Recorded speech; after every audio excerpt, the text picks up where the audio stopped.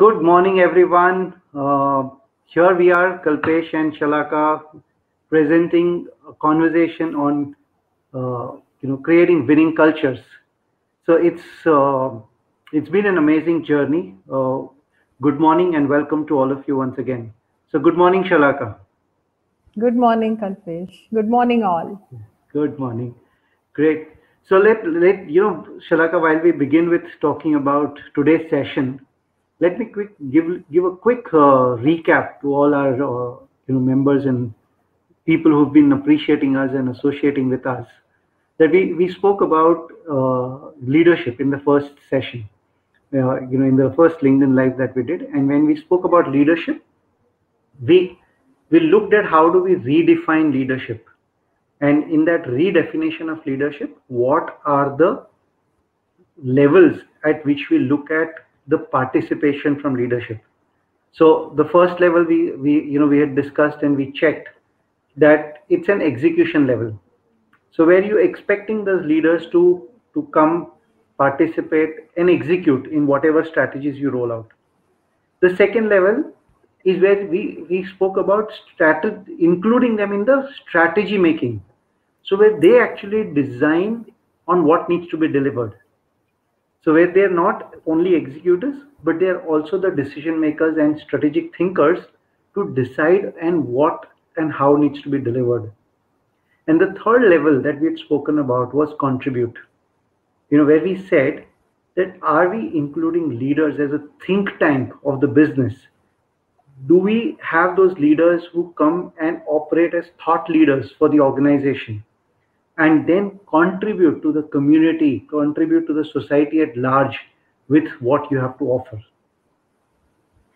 And hence that's where we spoke about the four levels of 4E framework that we've designed, Yes. and we asked people to look at whether how that fits into their current plan. So where we started with saying evolve, which is first create the redefinition of what do you expect from your leaders.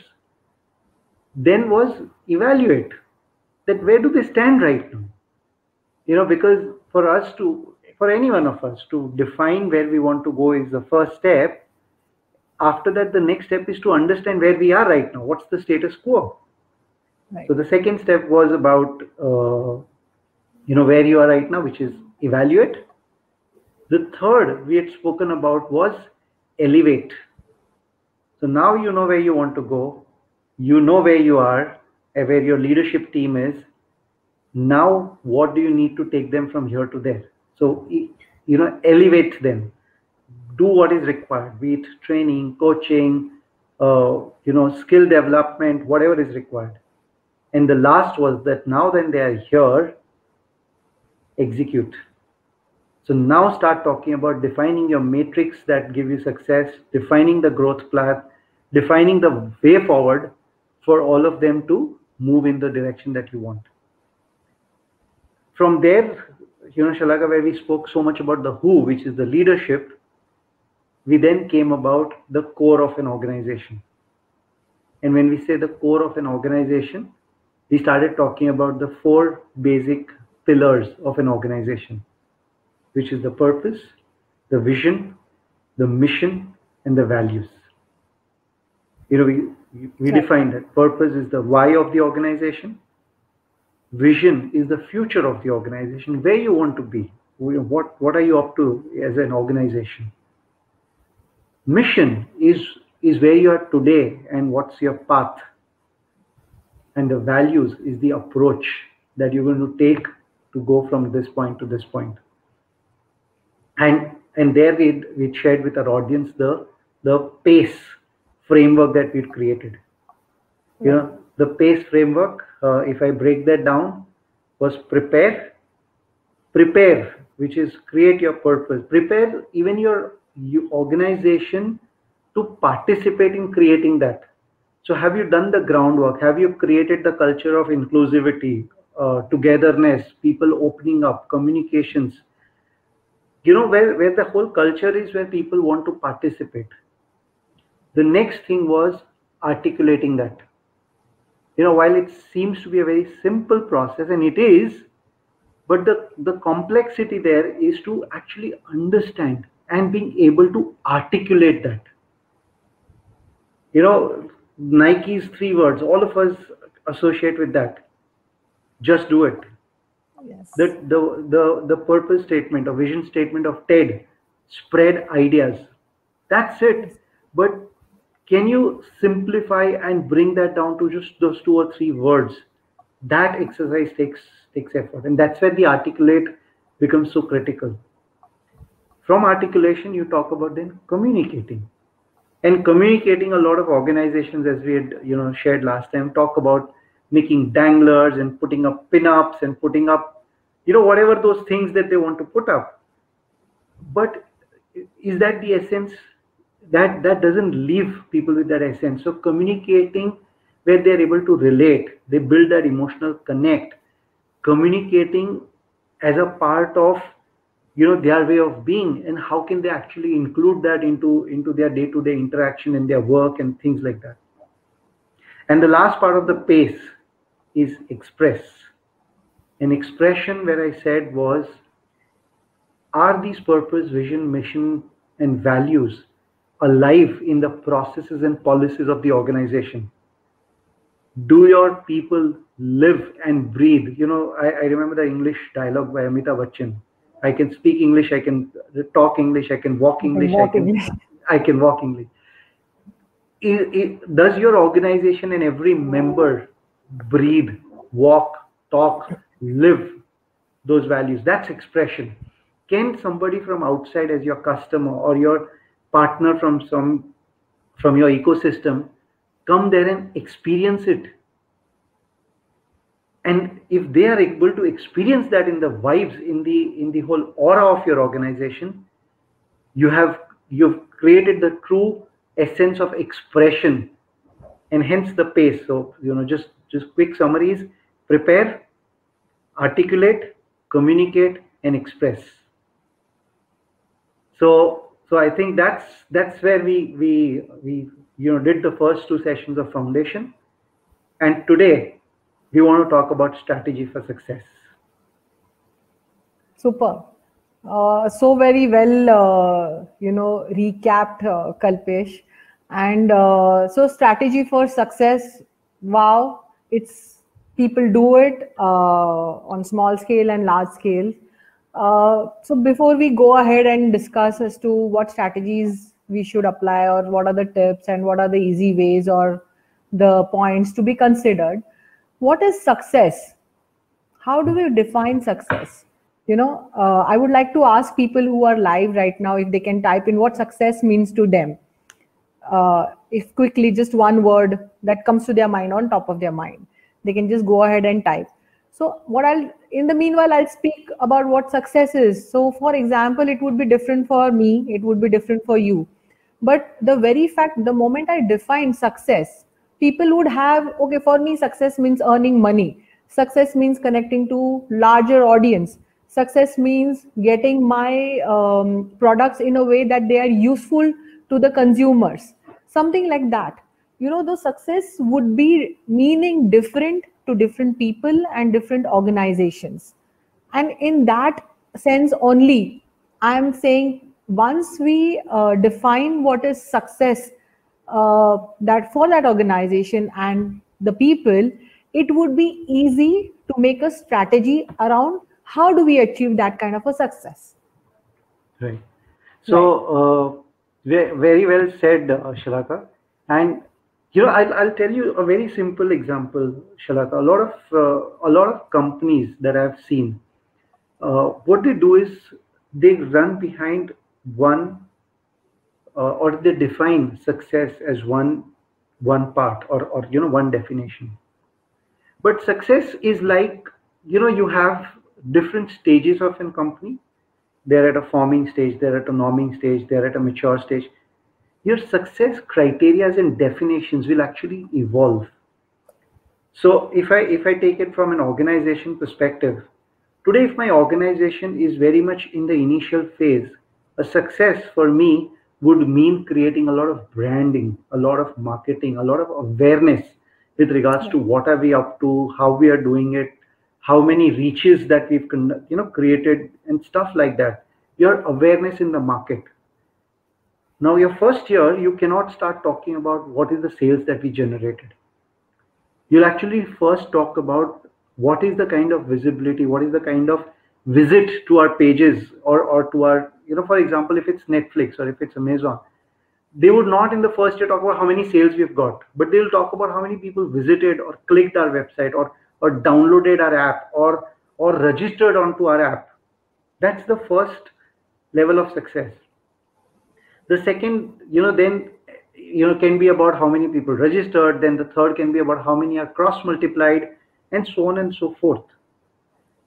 The definition of success is very important at every stage of your organization, because it will matter to, are you trying to achieve a market share? Are you trying to create a market? Are you looking at creating yourself as the best in the industry? What is it that is the focus or the vision mission of your organization? Once that is defined, your success matrix or your success definition will need to arrive, and hence the critical part there is, are these two definitions aligned for you? So Correct. the reason why we are calling this as strategy for success is because, is your success criteria or the strategy that you're designing to for that success criteria aligned with the mission and vision and the purpose that your organization has? And if they both are talking to each other, you have you've made the mark. Right. Great. So I think what I can understand is success is to be aligned, and once they are aligned with the mission and vision values is where we can go ahead. And I can see people participating where they have defined what success means to them. I'll just go and read them out. Sagar says success means satisfaction, happiness. Rakesh says joyfulness in work. Safal says happiness. Again, Rakesh also says approach towards awareness, intuition, consciousness. These are the things. And thank you all for really writing what thoughts come to your mind. It helps us move ahead in a better way. We are able to connect with you all and take your thoughts as well in our conversation. So thank you, and keep participating. In this, Kalpesh, the very obvious question next that comes to anybody's mind would be, how do you actually build a strategy for success? Like, we can just quickly, go through what are the steps or what are the points that need to be considered in this. Sure, Shalak. So, a strategy for success, or how do you build that strategy for success, is, of course, will always be in terms of, as you said, what are you up to achieving? It will also, Shalaka, drill down when we start talking about the business unit or the function that you're operating in. So consider that, as an organization, you have a certain vision, mission, but within that, then you have business units, verticals, horizontals, enabling functions. You have these different units and different functions, which all of them have to play a part in regards to what they need to do. Right. So if I talk about as an organization, and this is applicable for each business unit, each vertical, horizontal, and an enabling function, but I'm going to take overall is, there are 4 steps which I call. The first step for building strategy for success is the beginning point of your business. So if I may ask the audience or people who are listening to us, tell me, what is that core or the starting point of your business, of your organization? Shalaka, any guesses? Okay. It's the customer, right? So what we're talking about, your business revolves around your customer. Now, of course, people may say, no, my business revolves around my research and development. My business revolves around the sales strategy. My business revolves around the product. Fair. At the end of it, you're creating it for someone. Because you may have a brilliant idea, but if you do not have any takers out there, then it's at the end of the day not going to be successful. So maybe you might need to also identify that. So if you're creating a new product altogether, a new market altogether, wonderful. You need to create an audience for that. Yeah. So at the end of the day, what you're talking about is who is your customer or what problem are you solving? Do you know that very well? So if your customer, or if I talk about a B2B for an example, do you know what your customer wants? What are its requirements? What are the things that they are looking for? What is the culture that they have in the organization? What are their buying patterns? Why would they want to buy my product? What need or how critical am I in their ecosystem? Now, once you actually understand your customer from a holistic approach, you have a clear pathway on how do you want to deal with this customer. As I keep relating to a lot of whole brain thinking examples as well, Chalaka, if my customer is somebody as an organization, who's very innovative in nature, and if I keep going to that customer and talk about a lot of process, the customer is a high yellow, and I'm talking about a high green solution, that's not going to match. It is somewhere, keep going back to whether it's working, not working. So hence, understanding, knowing your customer, most critical. The second aspect, it's in the same line with where you want to be and where you are. Your second step is, do you know your organization? Or, someone will say, how simple that question is. Do you know your organization means what? Well, I'm talking about, do you know your organization with regards to what is the strength? What is the capacity? What is the capability? What challenges are you all, you know that we'll be able to handle? What level of jump can we as an organization take? What is the ecosystem that we have designed around us? What is the capability of our leaders? Do we need more leaders? Do we need more talent engagement? Do we need some skills to be built? Do we need a complete different mindset? What do you need? Do you know your organization? What verticals do we have? How is the design of my unit? For example, if I'm in a very dynamic market where my decisions need to be like quick, do I have a process which allows me to take that kind of empowerment and make that decisions? Do my people have that kind of authority to go, to be on the ground and make those decisions? Or do they have to follow a bureaucratic process which will take 7 days for me to give approval, while the whole situation is very dynamic and you'll either make it or lose the business in a day? The next,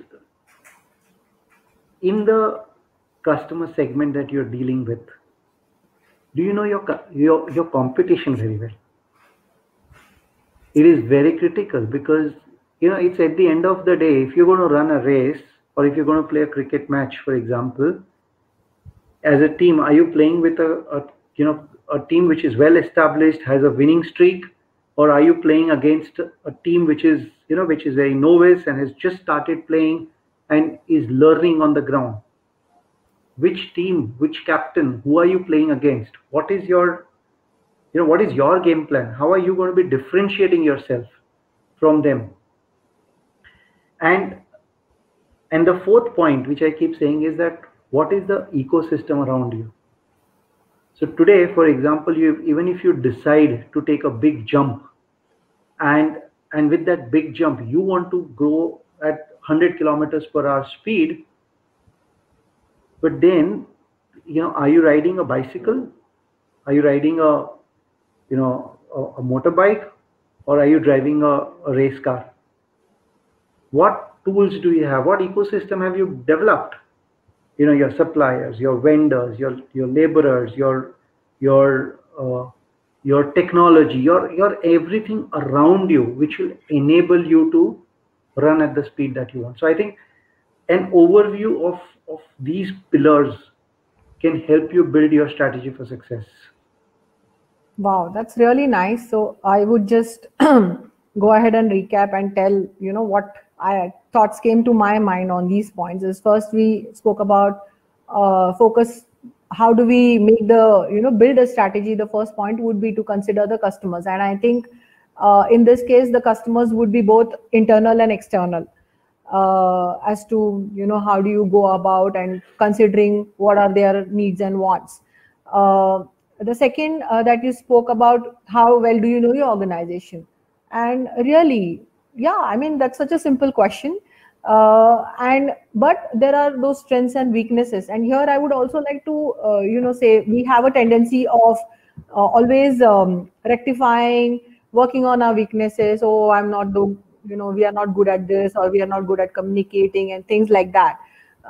But in that case, the strategy that even can work many a times would be to consider or identify. So many a times we are not even aware of certain strengths that a organization would have, and consider those strengths and work on them, identify them, and make them more stronger and take it out to the people around you and in the market. So because you already are strong at certain things, it's easy for somebody to go ahead and apply that.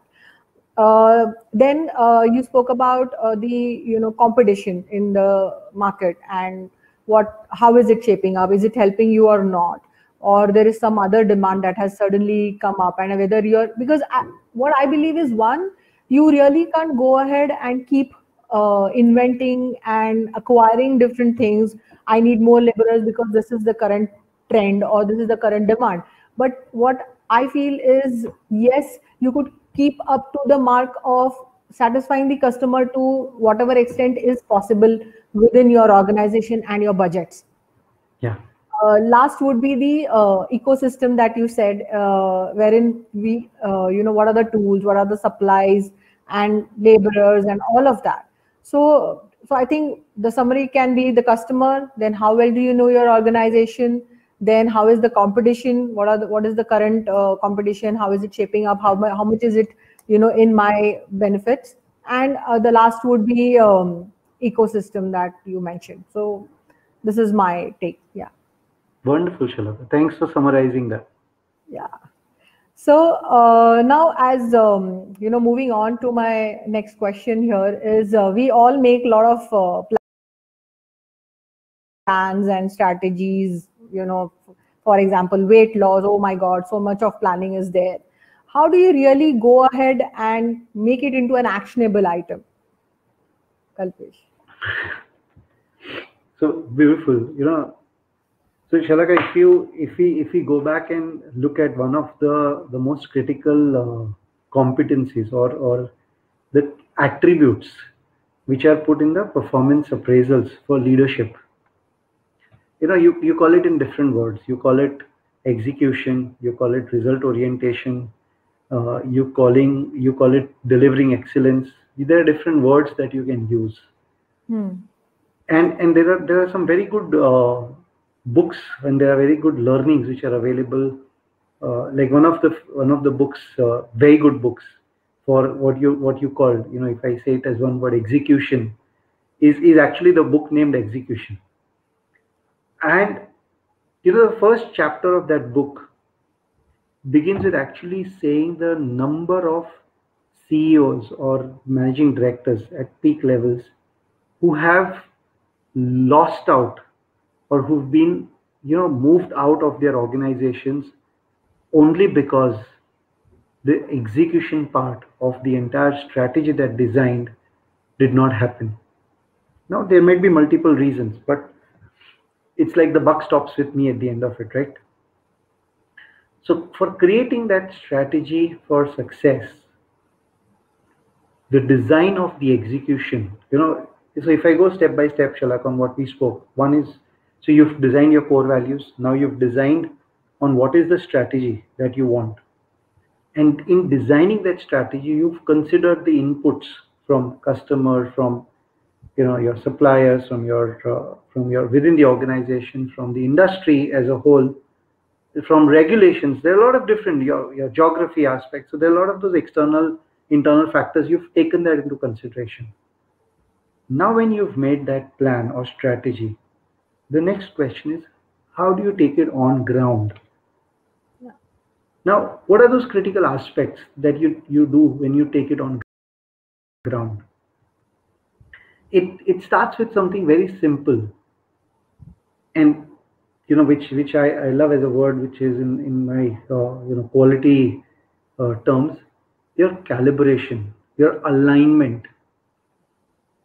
Is your entire organization now from top to bottom aligned with what is the next thing to be done? You know, uh, if I love the analogy on, if I may share the analogy of cricket, sorry, if there are two batsmen on the crease, you are a fielding team, you are a team which is bowling right now. Are you as a team completely aligned to what's the next focus? That the next 5 overs that are going to be bowled, are you concentrating on the controlling the run rate? Are you concentrating on taking the wickets? Or are you concentrating on not giving strike to the batsman who is hitting the runs and keep the other batsman on strike? What is that strategy for that or for that phase of your organization? And for making that strategy into execution is where then you look at what do you need to bring in table. So a few tools that I know and which I recommend organizations for, and which I've seen as a success story across many organizations, is you bring creativity. Now creativity, one of the very beautiful words and approach methodology these days is design thinking. So to make that thing happen, can you do a complete ground up approach on what is it that needs to be done? Because sometimes you don't have clear answers, right? See, if everybody of us has a very clear answer to where we want to go next, then I think the word uncertainty will not exist in this globe. The entire uh, VUCA world, what is going on right now, the dynamism that people talk about, will probably not exist, because everybody will be certain of what they're going to do, how they're going to do it, what is the next step. Simple, right? But the whole approach of your design thinking, because of this uncertainty, because of the things that are happening, is always going to be about how you really uh, put that into execution. So what are the things, what are those nuances, who are you dealing with, what works, and looking at those different elements, you actually bring those pieces together to make it happen. You talk about process improvements, you talk about change management, you talk about continuous learning, you talk about different strategies that can come in hand, which you can actually apply to make your strategy executed. The one element, Shalaka, which I like to leave my audience as a thought with, there are two methodologies in agile. I mean, there are two methodologies. One is waterfall and one is agile. Okay. If you're going to look at your success for strategy only at the end of the tenure, say you've made the strategy for this 1 year or next 3 years, and then everybody is running for it, and after 3 years you're going to come back and check, no, this is what we wanted to achieve, and this is where we are. It's a complete failure. You may have won also, but it's still a failure. You know why? Because you've actually not captured milestones, created results. What if this is the strategy for 1 year? What is it that we'll achieve in 3 months? What is it that we'll achieve? We do this. All the organizations do this very beautifully when it comes to managing the top line and the bottom line. Profit and loss hai, so every quarter, every month, you have the sales figure, you have the revenue figures, you have the gross margin figures, which are there with you. But that's not the only thing, right? Then what are the success criterias that you've built for monthly, quarterly, yearly? And then how are you measuring that controls? How are you keeping your process very fluid with regards to infusing what you need to infuse. Do you need to infuse more money? Are you ready to do that? What is the process to doing it? Do you need to infuse more talent? What are you doing to build that talent? How are you going to shape them up? Do you need to infuse more uh, engagement, more vendors, create more processes? Are you doing that? So the question is, at every point in time, are you infusing the right skill, talent, thought process that needs to be used in the system? And there are a lot of beautiful examples, that you'll find in a lot of books, in a lot of case studies, in a lot of reports. The whole question is, if you can create those milestones, that benchmarks, that will help. And Shalaga, for individual leaders, if I just relate this whole strategy example, which I told from an organization perspective, an individual perspective, if a person says, okay, I have come across a lot of people, you know what, I want to start reading. I have not been reading. Okay, wonderful. Question begins the same. Why you want to read? What are you then talking about reading? And then what are your milestones? If I say, okay, in 1 month I'm going to read one book, wonderful. Which book? And then what are the number of pages in that book? And hence, how many pages do you need to learn or read every day? Or you divide that by chapters, you divide that by the concepts, you divide that by whatever works for you. But once you start defining that and then monitoring whether you're doing it or you're not doing it, and managing your run rate according to that, gives you a clear indicator on how successful you will be in implementing that strategy for yourself and for your life. Right. That's the way you'll probably be able to build it. Great. So what I could just think of is, when we are talking about converting the strategy into actionables, creativity comes into play, design thinking, or probably innovation would come into play. How do you make the whole process a very fluid or very easy to apply and understand, so that there are checks inbuilt at every stage, so that even if there needs some kind of a rectification or alteration, it's only for that part and not the whole process that has been set up. So yeah, I think beautifully explained by you as to how we could go ahead by the actionables, as to put it into action, the strategies that you just discussed. And my thoughts again, in continuation with what you just said, Kalpesh, is we generally we should, in a scenario normally, otherwise in life and in organizations, people hope for the best. Like, we should hope for the best and be prepared for the worst, in the sense, in flights as well, when there's a pilot training, there is a simulation before you actually go ahead and start your trainings.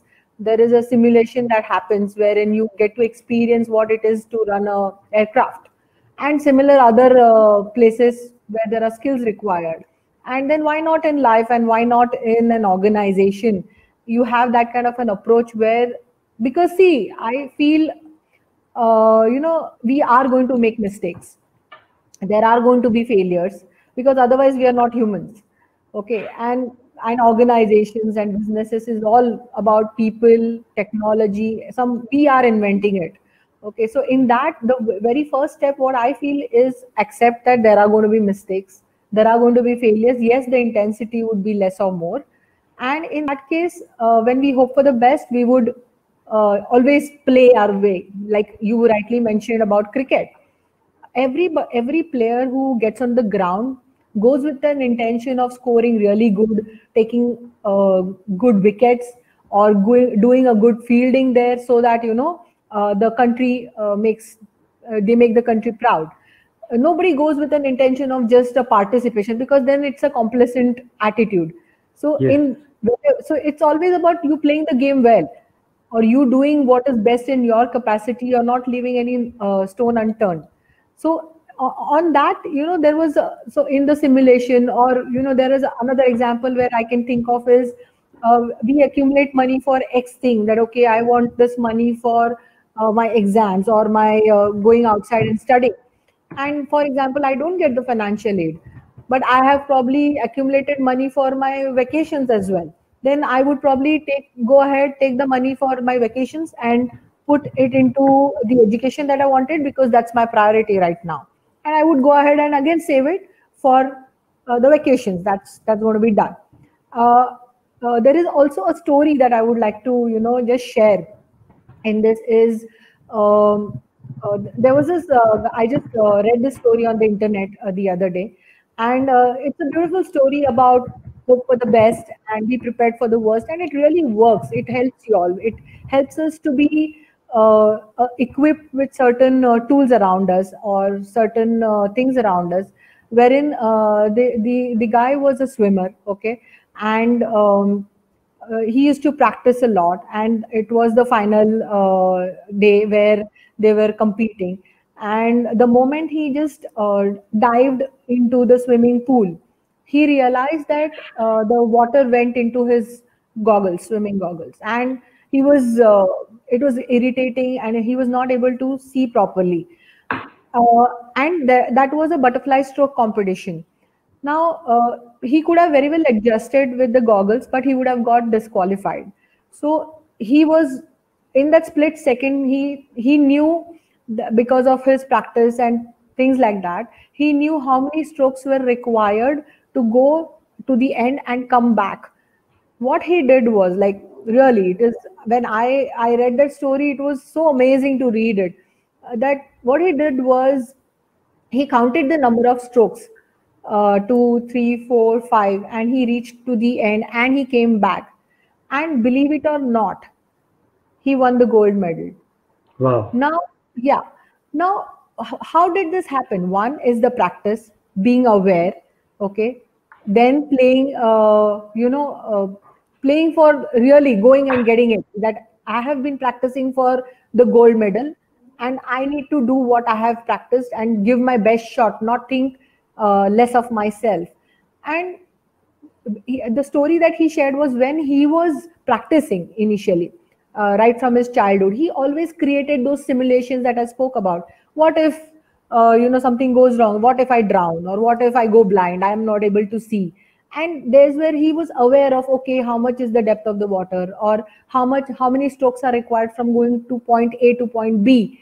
And that, when it really happened, he was able to give his best shot, and not only that, he won the prize, right? So we may not win, but we will be aware of whatever is going to be possible, because otherwise, if we have not prepared for it, we would be gone, like we would be taken as surprise. Oh, you know what needs to be done here, and we are not able to think straight. At least there are some tools that you spoke about as previously. What are the tools available with us? These things make a big difference. And Yeah. that's what I would just want to highlight here. Like, really hope for the best and be prepared for the worst, is to, and accept that yes, there are going to be failures, there are going to be mistakes from our side as well. Wonderful, Shalaka. And I think, and you know, while a lot of organizations, a lot of teams I've seen, I've been a part of, I was fortunate to be a part of some very large organizations, and where we worked seamlessly. People make this business continuity planning, Right, right. BCP. Yes. And this whole framework of business continuity planning is from what you just said, Shalaka, with regards to being prepared for the worst while you're hoping for the best, and you ensure that there's seamless operations into what you're doing, but you're prepared for the worst, and therefore you try and open your locations at different geographies. You have backups that you keep for your servers, or for your strategies, or for documents, and for all the other things that you have, those BCP frameworks which are executed very well in organizations. The the request which I have, and through whatever we are speaking, Shalaka, is the request is not only limit that to operations. Do you have a business continuity planning with regards to even your strategy? Yeah. Do you have that continuation planning, the business continuation planning that you talk about for your leadership?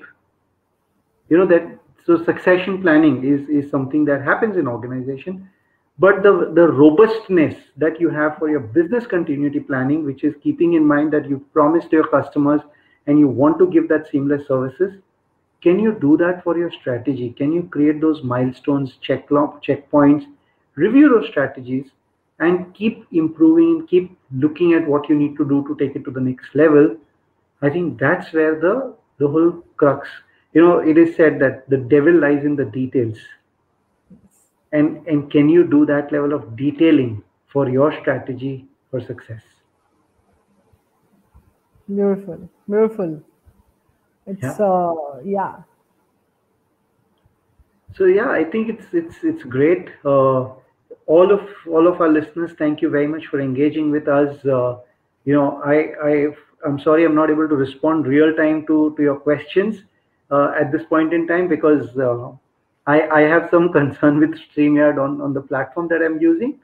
But I will go back and then respond to you all from LinkedIn, and respond to each and everyone who's engaged. Um, so any closing notes from your side, Shalaka, for today? Yeah, I think the closing notes, the